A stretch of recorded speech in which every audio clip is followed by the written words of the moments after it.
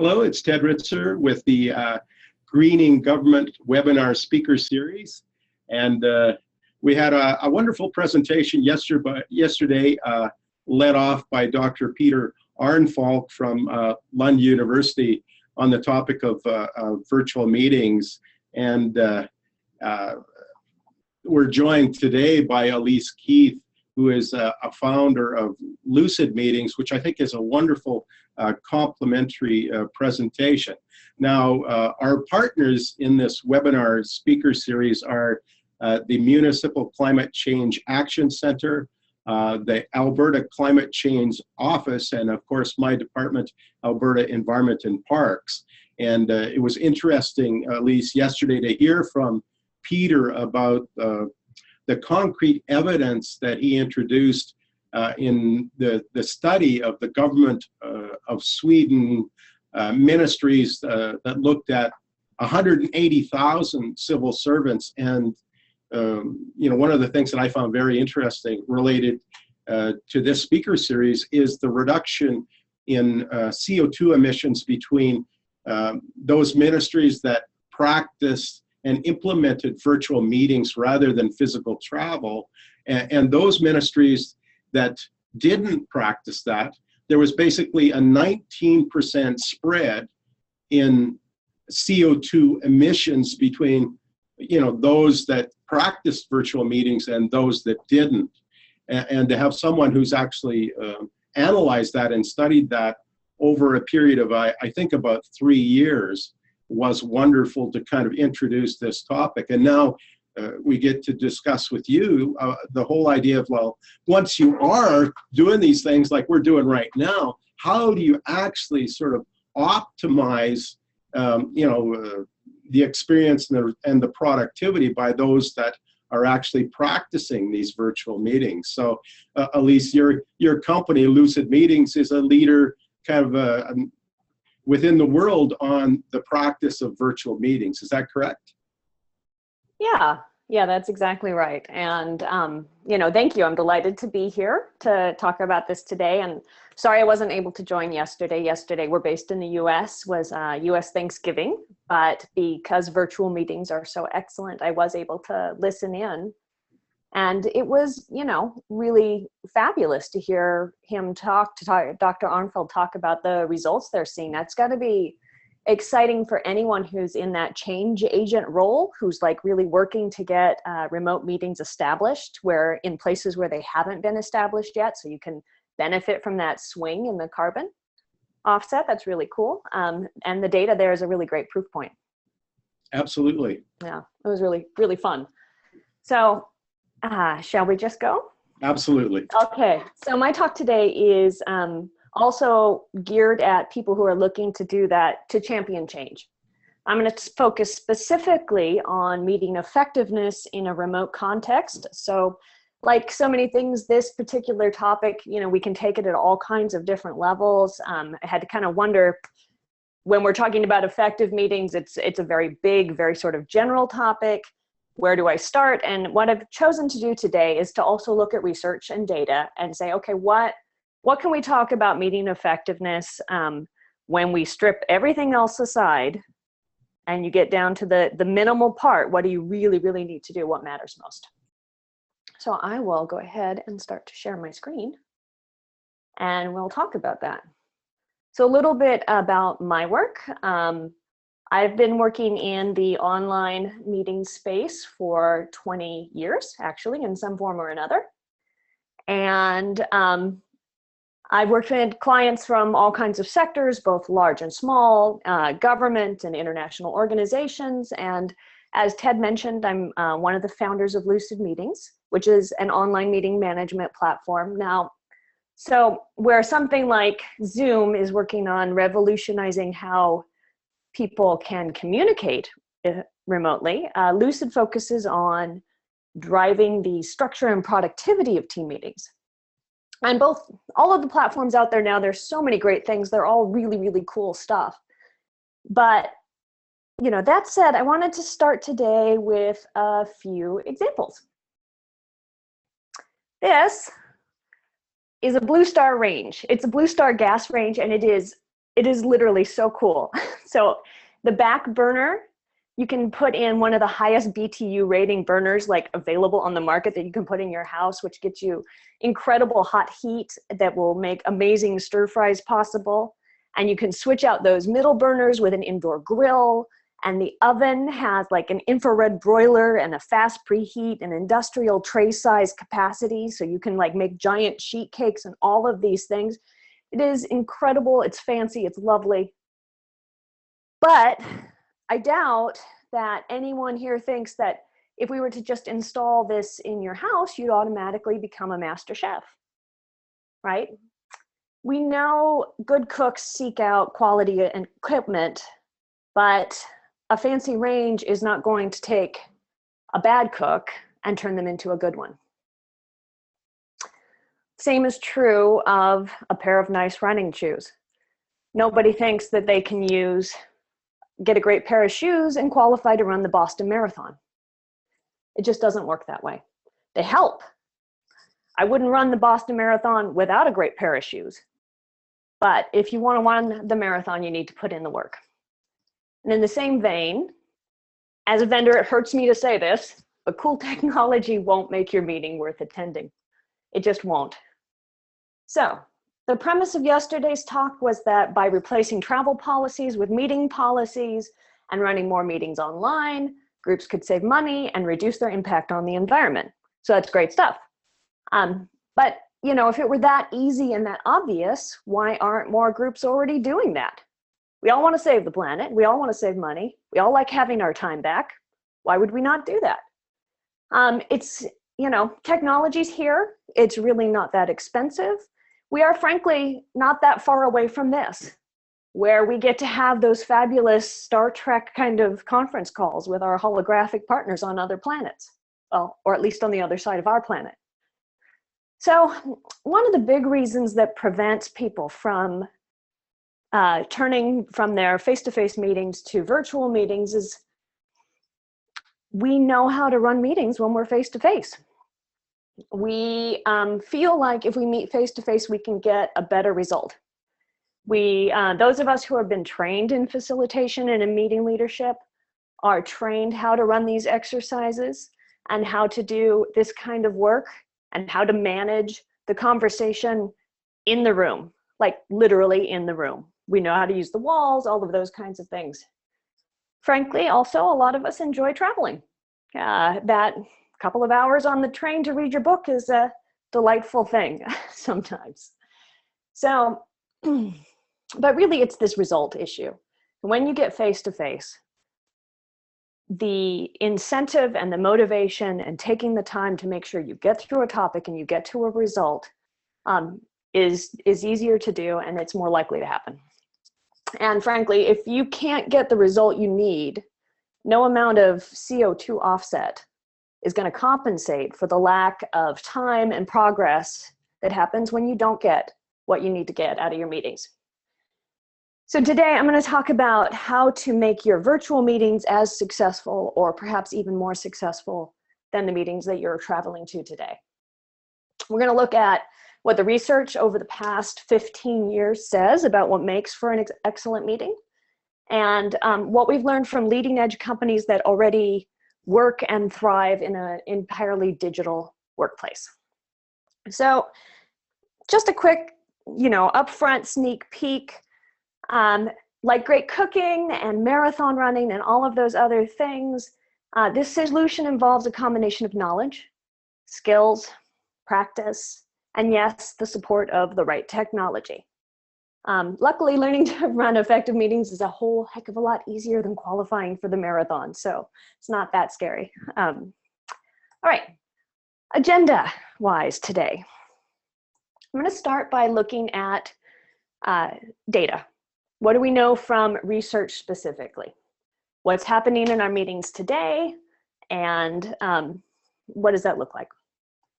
Then we'll look at what the research says makes a meeting worth attending. So specifically, what needs to happen for the people who are in that meeting to consider it to be a good use of their time? So that's going to be our definition of effective here. If you're in that meeting and you think that that was a you got a result and that was worth attending, that's an effective meeting. Because, really before we can start talking about how to make remote meetings effective, we need to make sure we have a shared understanding of what effective is in the first place.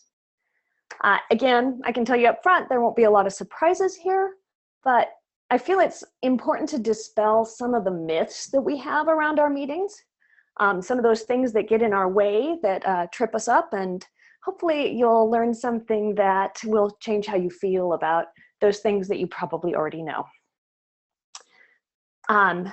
We'll talk about why people don't run effective meetings, beyond the fact that they, not why they don't run remote meetings, but why they don't run just effective meetings in general, some of the things that get in the way of that. And then finally, I'll share 5 lessons very specifically from remote teams that are running effective meetings now. And if I plan this correctly, we should have time for questions at the end, and I am counting on you to ask me some interesting questions because that's what makes the whole thing fun.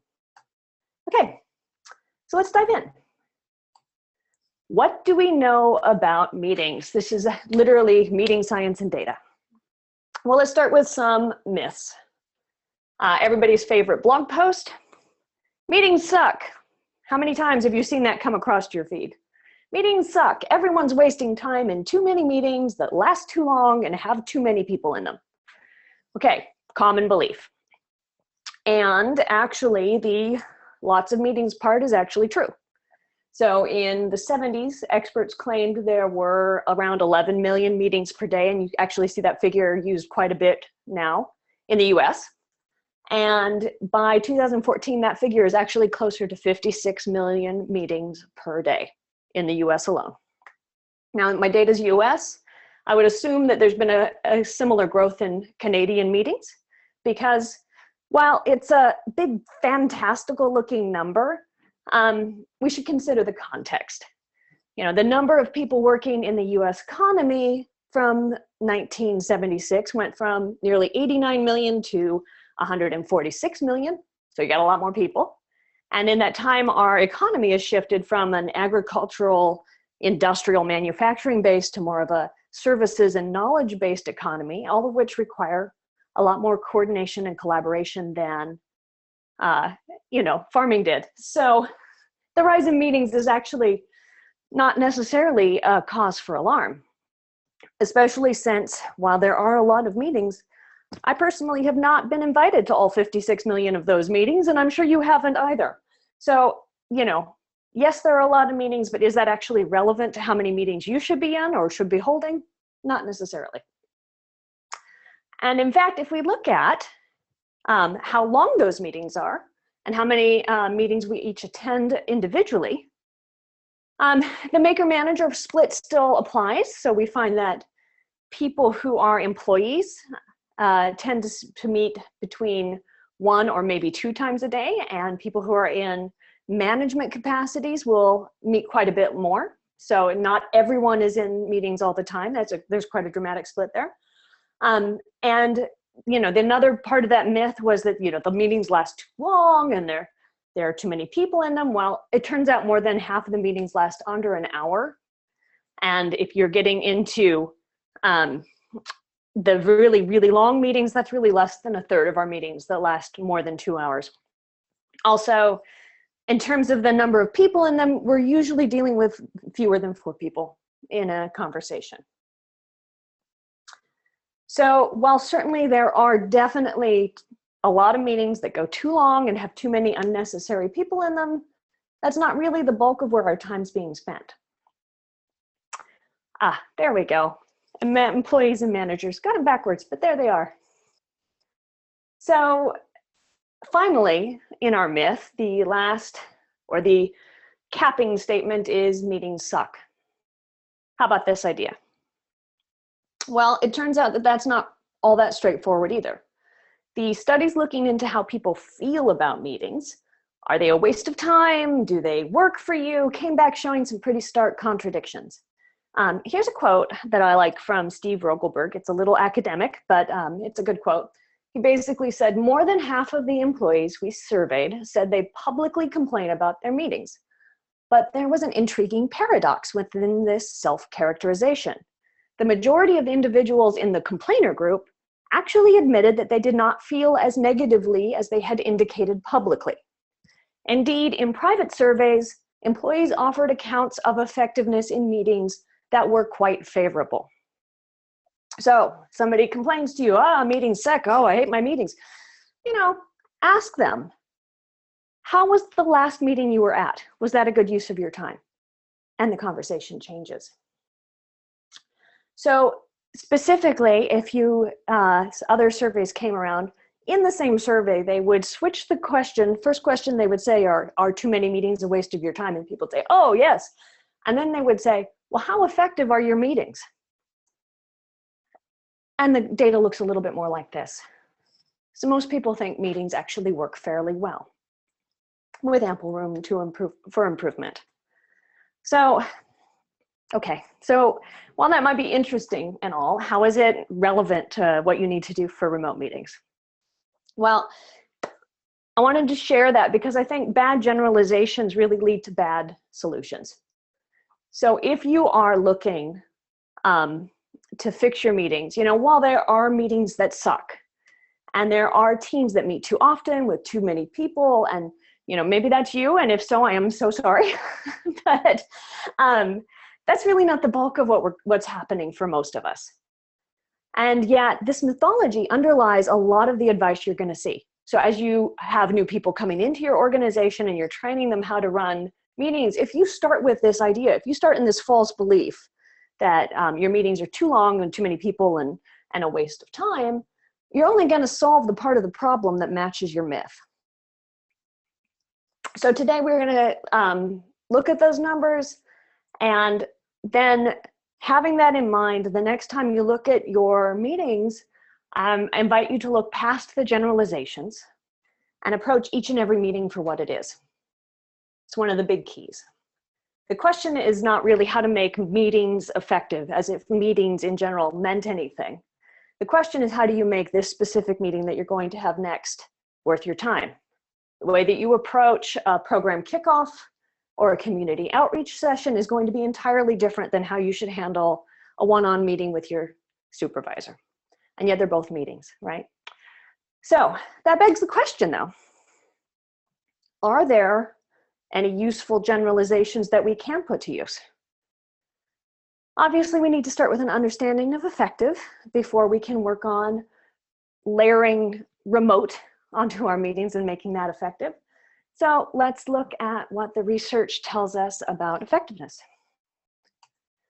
Again, more myths. There are lots of ideas about what makes for a good meeting. One that you may have heard is that a good meeting is short. I have heard some people say there is no such thing as a good meeting. Good meetings have an agenda. Again, sometimes true, not always. Another myth, the only reason to ever meet is if you need to make a decision. Okay, well, when we actually had a research study done in 2011 that examined this question very specifically. So they looked at a whole bunch of different criteria and just to figure out which ones actually mattered in terms of how people felt about their meetings. The metric that they used was called PMQ, or perceived meeting quality. And here's their overall conclusion. When someone feels that they participated in a high quality meeting, he or she feels that the meeting time was well spent. Okay? They participated in a high quality meeting. So let's get into the specifics there. What makes for high quality? Well, they looked at a bunch of criteria, like I said. And they looked at things like, how is the meeting structured? How do people prepare? What was the temperature in the room? Were there snacks? What's going on with the light? Was there a facilitator? Did anybody take notes? Was there an agenda? All kinds of things. And the first thing they found is that a high quality meeting is one in where the leader sets and meets expectations. And I know that sounds kind of basic. So let's pull that apart even further. How exactly do you set and meet expectations? First off, start and end on time. Now, this one was actually a surprise. That, again, sounds very simple and straightforward, but what they found was that starting and ending on time mattered, but there was no relationship whatsoever between perceived quality and the length of the meeting. So a short meeting or a long meeting, they can be equally great. It completely mattered, however, that the meeting fit within the bounds that the leader set. So what does that mean for us practically? Now, if you're in a meeting that finishes 5 minutes early, it doesn't mean that you need to sit around and just kind of wait for the clock, right? That's not the suggestion, is that you just must feel the time. But if you are in these meetings and you're routinely ending early, schedule them for less time. People want to know how they should expect to be able to use their own time. It also means that you should not wait around for people who arrive late. It's called punishing the punctual, and it's a bad practice for quality overall. Also, a high quality meeting is one where a clear purpose is shared in advance. Now, for people to feel like a meeting's a good use of their time and high quality, they need to understand why it's being held in the first place. At a minimum, this means that you've got the purpose and the desired outcomes made clear when the meeting is scheduled. So specifically, why are you meeting and what will the team get out of the meeting at the end? Are you going to make a plan? Are you going to make a decision? Is it about getting updates? You need to be really quite clear up front. And then, and here's where some of the paradox comes in. For a shorter meeting, that's it. And there's just really no reason to send an agenda for a 15-minute meeting. You also don't need an agenda for a 30-minute meeting that is about, making a decision on a single topic. That's not the point. The point is about being clear about the purpose of the meeting and the process you're going to use to achieve it. Now, for any meeting longer than 30 minutes, though, you're probably better off having an agenda. And if you do have an agenda, you do need to send it before the meeting. In fact, this one was also really quite a surprise. People think, okay, well, I've got an agenda and I'll arrive and I'll just, I'll put it up on the whiteboard. Well, they found in their research that presenting the agenda when you show up was no better in terms of overall quality of the meeting than not having had an agenda at all. It's another slide that did not help people prepare. It did not help them set their expectations. And you had no way to then meet those expectations because you never set it in the first place. So if you're going to have an agenda, you have to send it in advance.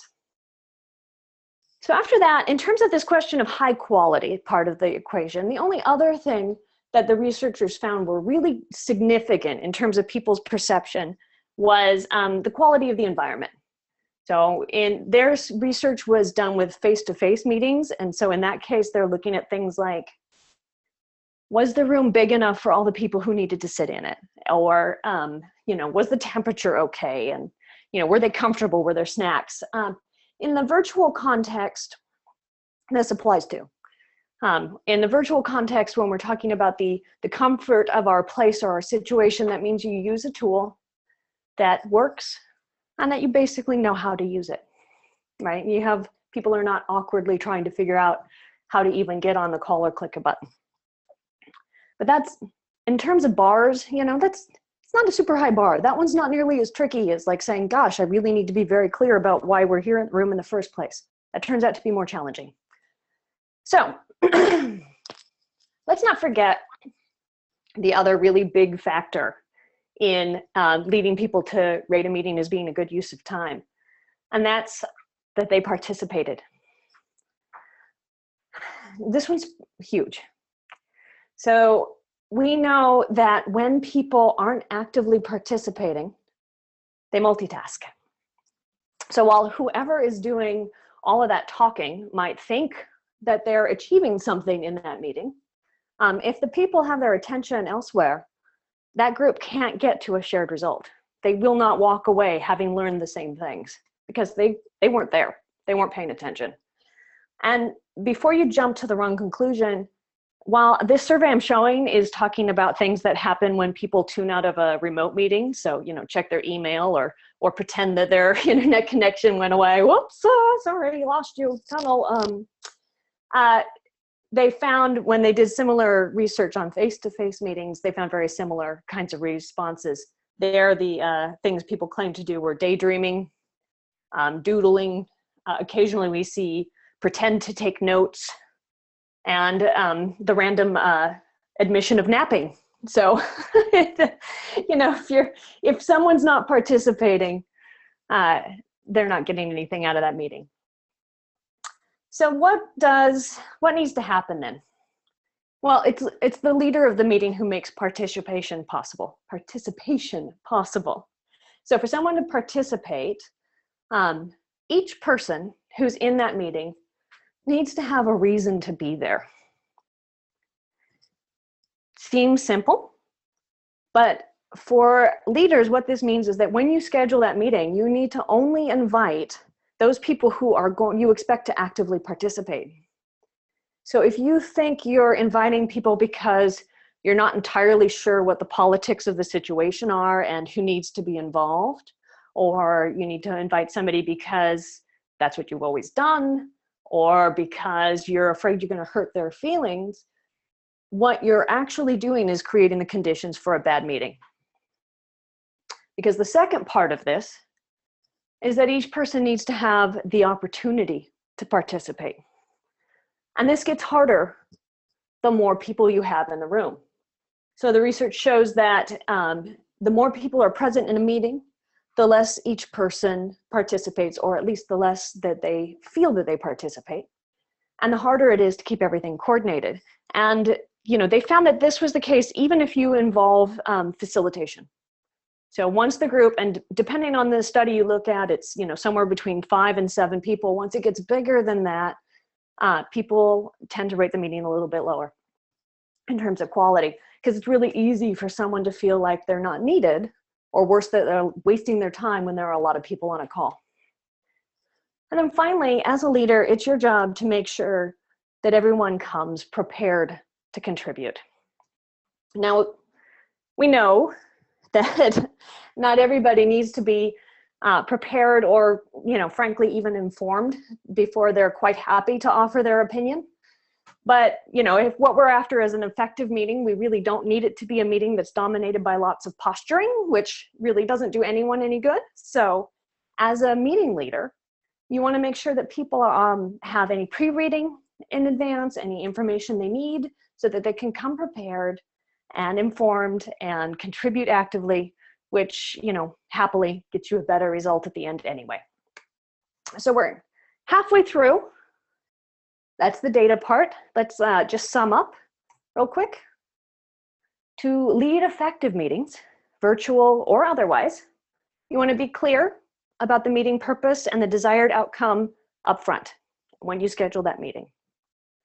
Only invite the people that are needed to achieve that purpose, who will actively participate.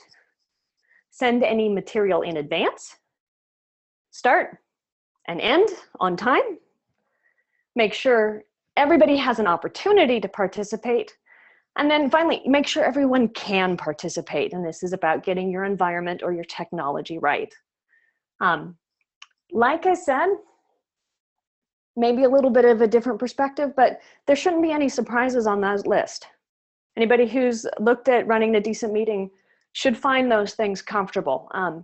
What part of the reason I wanted to share them is they are, in fact, the things out of all the things you can learn about meetings that actually matter the most. But given that it's a fairly obvious and simple list, why aren't more meetings better, right? So this might sound like a little bit of a segue, but I'm a huge fan of the Daily Burn, which is this online subscription thing where you can go and you can get these workouts delivered to your house every day, like 30 minutes, one and done, right in your living room. It's fabulous. And recently, Greg, who's one of my favorite trainers, looked at the group in the middle of this set of just god-awful push-ups. And he said, you know, working out isn't hard because you can't figure it out or you don't know what to do. It's hard because you don't have to do it. And boy, isn't that the case with our meetings, right? If you're in a situation where it's become okay to do a mediocre job, or we don't expect much of each other because that's just sort of how it's worked, you don't have to change that. But you should. But you should. You'll feel better for it. So that's part of it, I think. But research actually shows us some more things here as well. We also don't necessarily always run great meetings because we think we're all that. They found that people in positions of power, or people who lead meetings, consistently always rate their meetings as being better than the people who attended them. Now, given what we just learned about what makes for a great meeting, is this a surprise, right? It totally makes sense. If you're the person who scheduled the meeting, there's a pretty good chance you know what to expect. You know why it's happening, right? So the conditions where you've been able to set and meet the expectations are in place. And if you're the person who's leading the meeting, you're pretty much guaranteed an opportunity to participate. So everything that needs to happen for you to think that meeting's great kind of just comes for free. And we forget as leaders often that, you can't unknow what you already know.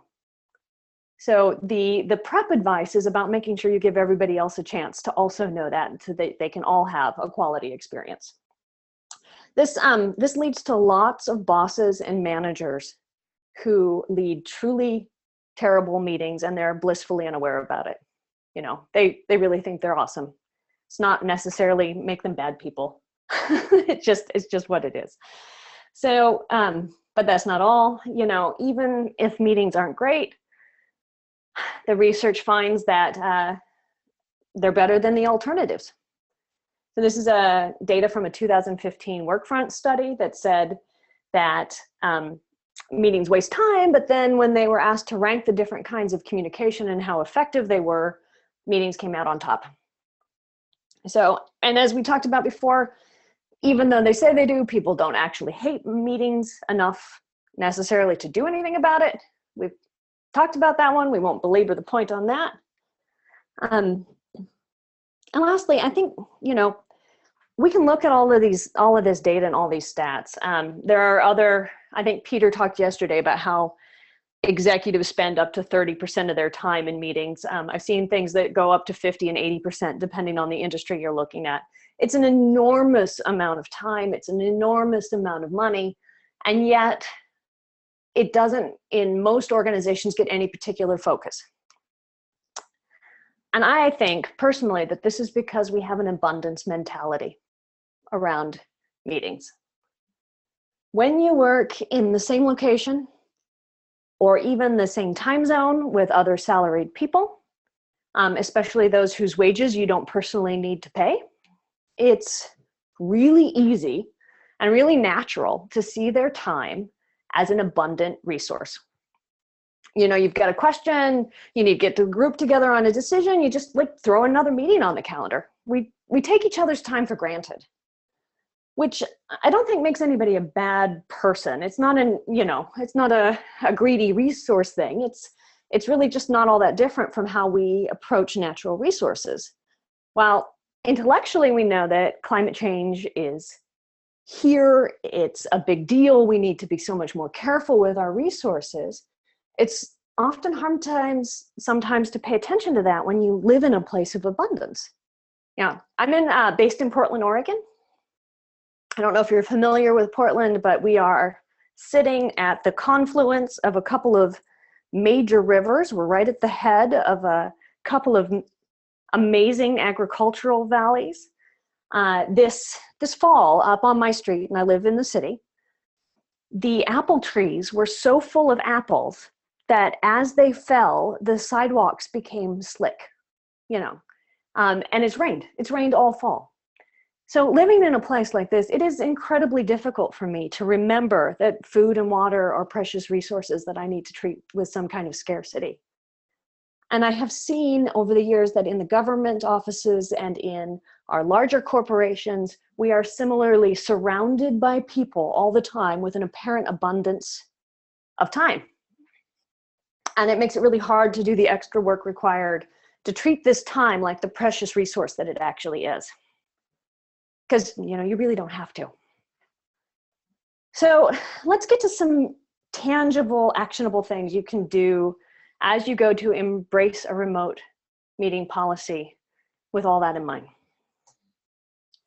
We're going to look at lessons from virtual remote companies. Most of these come from the tech startup world.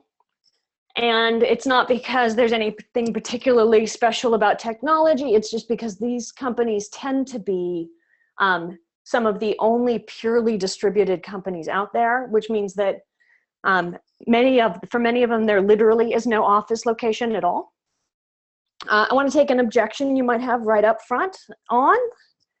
I know that working for the government, and you know that working for the government is very different than working for a technology startup. But I want to posit that that's irrelevant. You know, the foundations for a good meeting are the same as we've discussed, regardless of whether you work in the government or technology or a big company, or whether you're meeting with your church or your PTA group or anything. You know, a good meeting is a good meeting. The same rules apply to everybody here. So while what these startups have that the others don't is a scarcity mentality. When you work with people who are literally on the other side of the planet, you take every minute you can with them pretty seriously, because anytime you schedule a meeting with someone, it's going to be awkward. I have people I work with in Australia. I'm in Portland. One of us is always up in the middle of the night with children in pajamas in the background.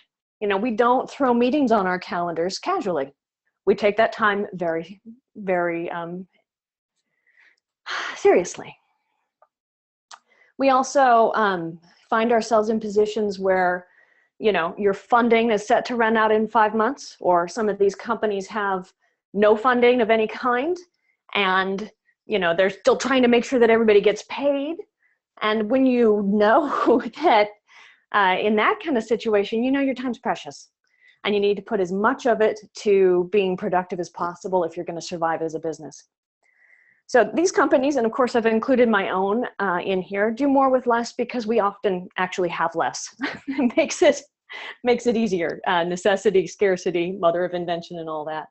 So we don't travel for meetings because we literally can't afford to travel, or and not always money. Oftentimes it's time. We literally can't take the time out to do the traveling, which means we have to figure out how to work together effectively in a remote context. And I think if there's, you know, going to be a tie back to the climate change things, this is really it. Because while with a remote company, the scarcity resources here are talent, access to people, access to time, access to funds. By designing their work in this way, they've also completely eliminated things like the daily commute, office expenses. We're not doing a lot of office upkeep. We're not doing a lot of facilities build out. We're not doing a lot of power and energy for large, you know, high ceilinged rooms, you know, all that kind of stuff. Air travel, that's out. Hotel stays, so all the tiny shampoos and the disposable, you know, coffee cups and all those things just are largely cut out of how our work works. So what do we do to make that successful? Well, let's talk about it. Rule number 1, I've got 5 today. Number 1, remote companies work really hard to know when to meet. And I know you might think that here I'm talking about what time of day to meet or how to manage time zones and whatnot. All of that is actually, it's challenging, but that's stuff people can figure out. That's not really what we're talking about here. What we're talking about here is whether you should ever actually meet at all. 2 ways to approach this one, especially if you're in a place where you've got a calendar full of meetings. The first, cancel your bad meetings. So look at the meetings that are currently on your calendar and see, are the conditions in place for a high quality meeting to take place? If not, that's time and people's attention that will be wasted. We have a poster here that you can use to help figure that one out. The second one, and I think this is a little bit more interesting, remote teams tend to put together a working team agreement. And so what this does is if you're working with a standing team, you take the time to explicitly agree on how you're going to communicate and what you expect in response. It spells out, the kinds of tools you're going to use, when you think other people will be available if you need answers to quick questions, when, and then, more importantly, when are you going to meet versus when are you going to use something like email or some other system to communicate. So why is this important? Well, in the case of a remote team, it's really about reducing bad assumptions, because when they don't have these in place, a lot of remote teams can kind of start to fall apart when the people start making, bad guesses about each other. For example, if you're working with someone and you send them an email and they don't reply as soon as you think they should, it's pretty natural for folks to start to think that, maybe they're not actually working today. They said they were, but I can't see them. But you know what? You don't really know, right? You don't know why they didn't reply to your email. It could be that they're focused and concentrating. It could be that they don't realize that you need a reply. It could be that they're on a training or on a field day or, any number of things. So you put together a working team agreement, and that helps get in front of and prevent a lot of those resentments and insecurities that otherwise pop up and sort of eat away at successful remote teams. I'm going to use the language remote team here quite a bit. In this case, it's not necessarily meant to indicate that you have to be a department or a standing group. It's any set of people who are going to be working on a shared goal for, more than a month. So if you're in a project or a program or something like that, and you need to work with the same group of people over time, something like this is really helpful. This screenshot happens to be from Lizette Sutherland. I'm pointing, but you can't see. She's this one up in the top. She's the founder of Collaboration Superpowers. She put this together. She consults with actually a lot of European government and banks about how to set up remote work cultures there. Okay, enough on that one.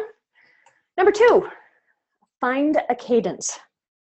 So a cadence means successful remote teams, they find a way in which they meet and they go at the same time, same duration, same agenda on a very regular basis. So I've talked with a lot of remote teams over time, and they've all experimented with different rhythms. Should they meet daily, weekly, once a month, that kind of thing. The right pace makes sure you can catch and deal with issues before they become too big, but it's not so frequent that it gets in your way and gets boring and it becomes an interruption. The gold standard here for most remote teams is once a week.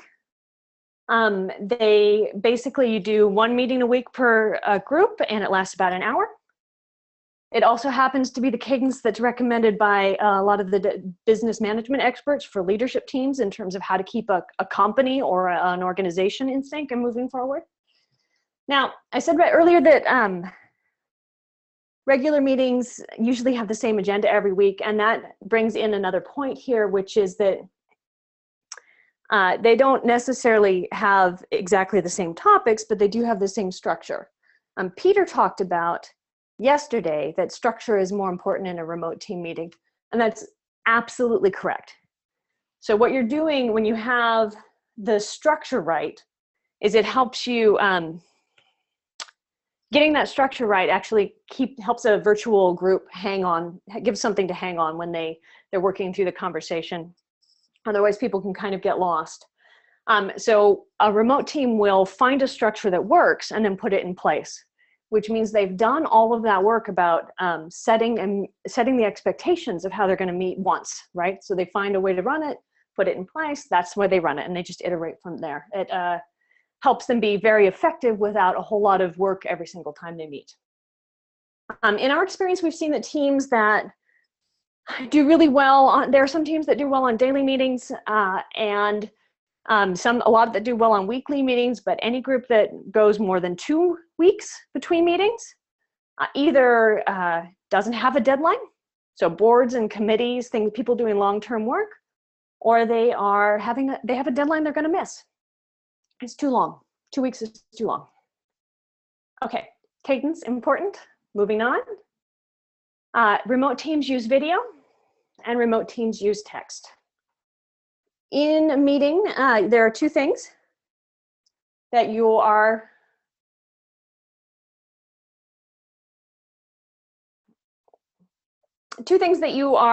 trying to do. One is to connect people. So video, this is one of our team meetings. We use Kubi and Zoom to get the human connection, which is really cool. And teams that are trying to do that kind of thing do it as often as possible. So they can have that when they use video whenever they can. Of course, the key here is whenever they can, because all of the technology fails. Zoom will fail, the phone will fail, somebody's going to call from their cell phone in a closet. It's never going to be consistent. So the other thing that a remote team will always do is they'll have text. They'll do shared notes, they'll use the chat box. You always have a text-based way to write down what's happening so that people can keep track of the conversation and have a way it could contribute when their video and their audio doesn't work. As a bonus, if you continue to take notes in a visible way during your meeting, you will end up with a meeting record automatically and have a chance of remembering what was said during your meeting. Okay, number 4, and I know I'm running out of time, so I'm gonna go through these kind of quickly. Number 4 is everyone participates. So we've already covered why that's important, critical to making a meeting work. So let's talk about how to do it in some specific ways. I'm gonna show you 4 fast techniques for this one. The first, assign roles. You can give people note-taking responsibilities. You can make somebody the timekeeper. You can make somebody the presenter. This helps keep people engaged, especially in a meeting threatens to be kind of tedious. Second way, the go-around, which is where you ask a question and then every single person has a chance to give an answer. And that is a core technique. You'll see that used in all of those weekly team meetings over and over again. Collaborative text for those calls where you don't have good audio or you've got too many people. You can put a question out there and have everybody work together on capturing that text together. In this case, this is a screenshot of Google Doc. You can use, Stormboard, you can use your chat, whatever you need to do. Get everybody to write and actually add things at the same time they are participating. And then finally, our CEO's favorite is the 5-second rule. So if you ask a question, and this applies to your face-to-face meetings too, you say, okay, is any questions about that? Wait, 5 seconds, quiet, before you move on. And what you find is that right around about the 4th second, it gets a little uncomfortable, and what people had wanted to say comes out. And that's where all that interesting part of the discussion really starts, right at that moment. In the US, we're taught to count seconds in our head by saying 1 Mississippi, 2 Mississippi, 3 Mississippi. So hence my bad math joke. All right, final rule, know when you should be together. So we've been talking about remote meetings quite a lot, but really there are times, in fact, when a face-to-face meeting is warranted. 2 occasions very specifically. One is the big workshop. So kickoffs, things like that. Anytime where you think you're going to do more than 8 hours to get through your content, you want to put people in a room together. Now, we have developed things where we do like strategic planning entirely online, but we found to make it work, what we had to do is break it into 2-hour sections and then schedule those sections over the course of a couple weeks. Worked actually very brilliantly. It's really effective, but it's not necessarily feasible if you need to get a result in a day instead of 2 weeks for your workshop. So that's one time. Anytime it's going to be longer than 7 hours, move that workshop into the room, because you just don't have a prayer with that kind of time competing with Facebook. It's not happening. The other time that remote teams get together face-to-face is for retreats. And remote team retreats, so this is my team, and it's some of our various things. We do some work, we do some playing, We accomplish things, but the whole goal about a retreat is to create relationships, and create the relationships, then make the rest of the work go more smoothly. Most remote teams are going to meet, anywhere from once a year to once to every 6 months. We're fairly small.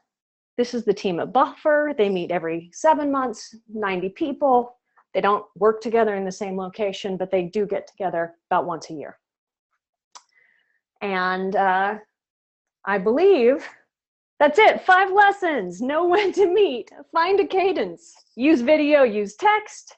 Everyone participates. Know when you should be together. Remote teams do more with less. So I encourage you to do so as well. Questions? Well, that was wonderful, Elise. And for everybody participating in the webinar, and there's 27 folks, if you take a look and you hover with your cursor and find the Q&A function, you can post questions there. And I'll just repeat the question for Elise so that she hears the question. But, while people are thinking about sort of what they want to ask you, Elise, I would have to say that, like for about 20 years, I've been reading management books and making summaries, and I have to say that I feel I learned a lot from your presentation, even though, I've done my due diligence is trying to figure out how to do meetings. And I think I learned quite a bit from this presentation. Oh, thank you. That was the goal. So absolutely. Hooray! Thumbs up. So, while we're waiting for questions to come in, years ago, I used to use a technology called Option Finder. And what is interesting with that technology is in fact, okay, so there's a question about a PDF copy of the presentation. This presentation is being recorded now and will be posted to our YouTube channel partners YouTube site. And the way that you can find that specific YouTube channel is if in YouTube you search for MCCAC, and it pops up with a little kind of a circle with multicolors. That's the Municipal Climate Change Action Center YouTube channel, and that's where this presentation will be posted. So the second question that's come up here is, are you aware of any good programs for doing facilitated sessions, workshops remotely, for example, using a sticky note method or any other approaches, Elise? Yeah, absolutely. So there are, so what I can tell you right off the bat is that there are, Adobe Connect is by far the richest platform in terms of the things that professional facilitators like. It's kind of expensive. It's a little bit complicated. So if you're going to go that route, definitely make sure you have time, budget, and training. Otherwise, there are a number of really fabulous platforms. They don't include the audio and they don't include the video conferencing things like Zoom. So you want to pair them with something like Zoom or a conference line or whatnot. On our website, we did a review of exactly that topic. My favorite tool in that world is called Group Map.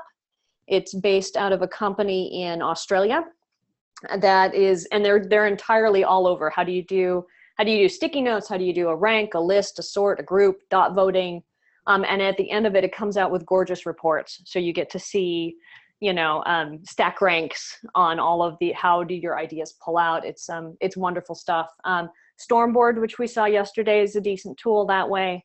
I'm a big fan of Murally, which is another virtual whiteboard tool that way. So lots of things on our blog, and I went ahead and showed some of these resource sites. It's that last link there, so the blog.lucidmeetings.com. You'll find an article which is 26, and actually I'm getting a demo next week, so it'll be 27 tools for doing exactly that kind of work. So if you're not going to go Adobe Connect route, I recommend you check that out. Well, and I've read that, Elise, and it's a really well done research. It's really comprehensive. So just going to the next question, are there other meetings that may need to be face-to-face? For example, I work in a group that negotiates transboundary water agreements, and these negotiations can be difficult to do remotely. Do you have any tips for this type of meeting? Um,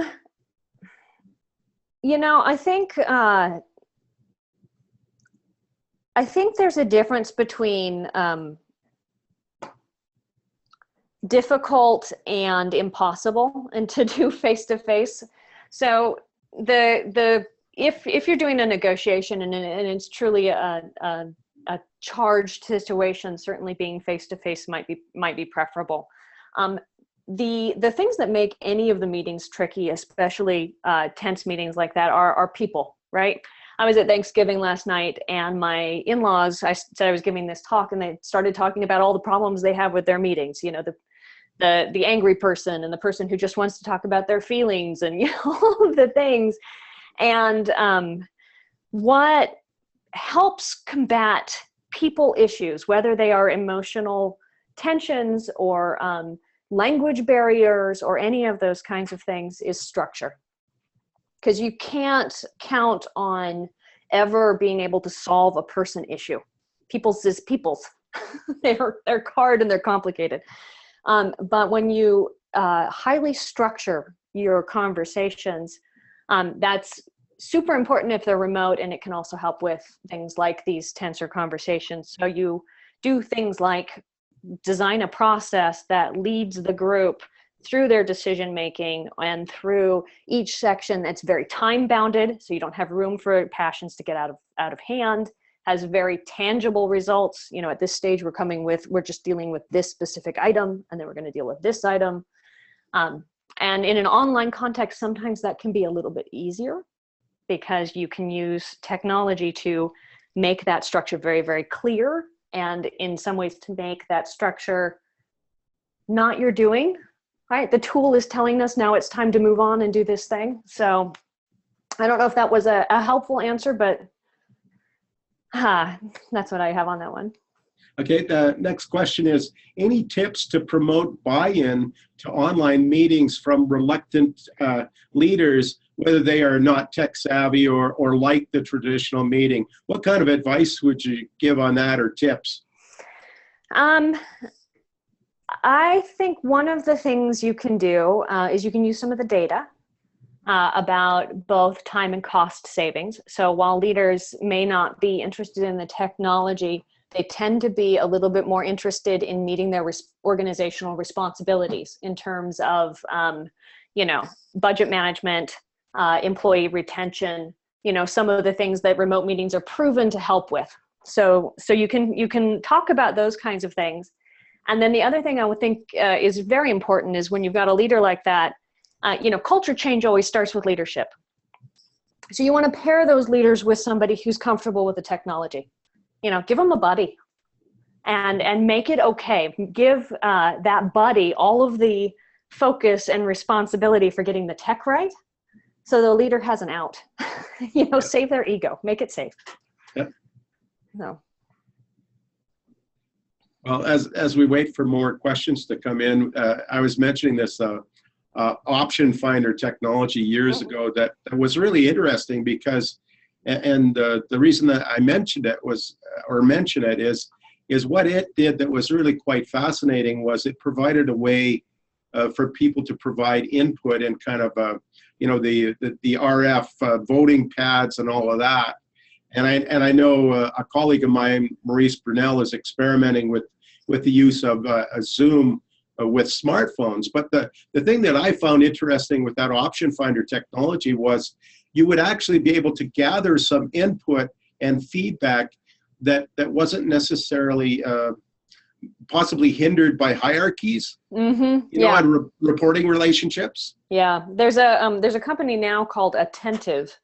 It's ATTENTIV, and their entire shtick is anonymity as a path to creating greater input.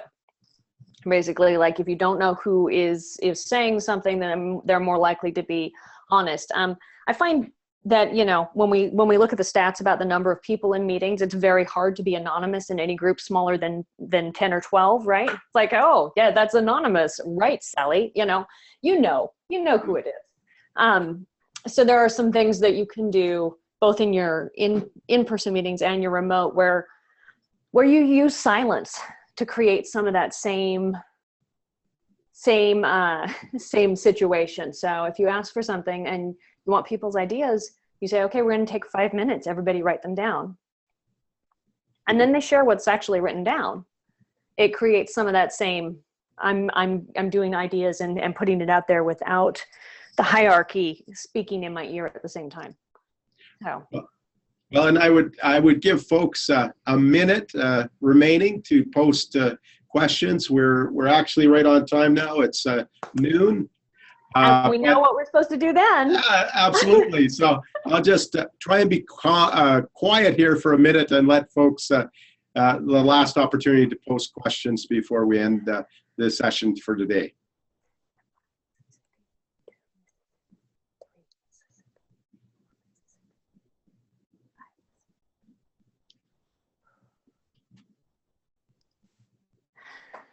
All right. So this presentation has been wonderful, Elise. I think everybody has gained a lot from the insights that you've presented. I think I got, okay, just a second. Oops. Did it work? Scroll down. Nice use of the 5-second rule and a comment, great meeting.